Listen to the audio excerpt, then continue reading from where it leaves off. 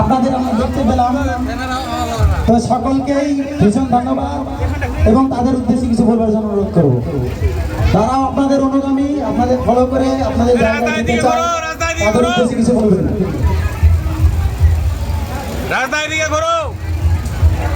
সবাই কেমন আছো আগে জানতে চাই। প্রচন্ড গরম করছে আর প্রচন্ড ভিড়, কারণ জায়গাটা একটু শর্ট হয়ে গেছে, মানে তারা বুঝতে পারেনি যে এতটা লোক হবে। সত্যি তোমাদের ভালোবাসা কারণে সবাই এখানে এসছো ছুটে, সত্যি আমাদের খুব ভালো লেগেছে।